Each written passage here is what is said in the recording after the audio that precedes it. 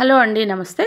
Welcome to కల్పన వంటశాల. ఈరోజు మన వంటశాలలో చాలా రుచికరమైన మజ్జిగ చారుని తక్కువ టైంలో తయారు చేసేసుకుందామండి. చాలా బాగుంటుంది. మనకి ఇంట్లో ఏం కూరగాయలు లేనప్పుడు కూడా మనం కడుపు నిండా భోంచేయాలంటే ఇలా చక్కగా మజ్జిగ చారు చేసుకొని తిన్నామంటే కడుపు నిండా హ్యాపీగా భోంచేయచ్చండి తృప్తిగా. ఒక కప్పు నిండా పెరుగు తీసుకొని ఇలా ఒక గిన్నెలో వేసేసుకున్న తర్వాత ఇందులో తగినంత ఉప్పు కూడా వేసేసి మనం దీన్నంతా బీటర్తో చక్కగా చిలుక్కోవాలి. స్మూత్గా పెరుగుని చేసేసుకున్నామంటే మజ్జిగ కూడా మనకి స్మూత్గా తయారైపోతుంది.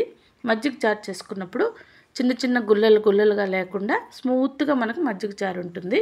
సో మనం తగినన్ని నీళ్లు వేసుకొని ఈ మజ్జిగనంతా కూడా స్మూత్గా చిలికి పక్కన పెట్టుకోవాలి. ఇప్పుడు ఒక కడాయి స్టవ్ మీద పెట్టేసి పోపు గింజలు, మినపప్పు, ఆవాలు, జీలకర్ర కొద్దిగా వేసేసుకొని వేగిన తర్వాత కొన్ని పచ్చిమిరపకాయ ముక్కలు, 2 ఎండుమిరపకాయలు తుంచి వేసుకోవాలి. అలాగే పచ్చి కరివేపాకు కూడా కొద్దిగా వేసుకోవాలి. మీకు ఇష్టమైతే అల్లం ముక్కలు కూడా వేసుకోవచ్చండి. అంతే. ఇలా వేగిపోయిన తర్వాత చిటికెట్ పసుపు కూడా వేయండి. మనకి రుచితో పాటు కలర్ కూడా బాగుంటుంది మజ్జిగ. అలాగే పసుపు కూడా ఆరోగ్యానికి మంచిది కాబట్టి ఇలా అన్ని వంటల్లో మనం కొద్దిగా వేస్తూ ఉండాలి. ఇలా వేయించుకున్న పోపుని మనం చిలికి పెట్టుకున్నాం కదా, ఆ మజ్జిగలో వేసేసుకోవాలి. అంతే అండి. మనకి సింపుల్గా తక్కువ టైంలో ఎక్కువ టేస్ట్తో మనకి మజ్జిగ చారు అనేది రెడీ అయిపోయింది. మేమైతే రాయలసీమ వైపు కొద్దిగా పచ్చి ఉల్లిపాయలని చిన్న చిన్న ముక్కలుగా కట్ చేసుకొని ఇందులో వేసుకుంటాము.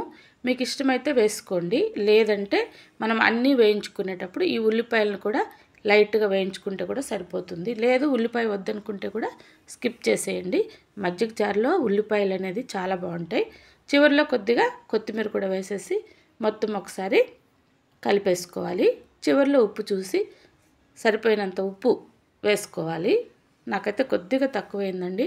మజ్జిగ చారులో కరెక్ట్గా ఉప్పు ఉంటేనే చాలా రుచిగా ఉంటుంది. సో నేను కొద్దిగా ఉప్పు వేసేసుకొని ఫైనల్గా మళ్ళీ ఒకసారి కలిపేసుకొని హ్యాపీగా భోంచేస్తున్నానండి.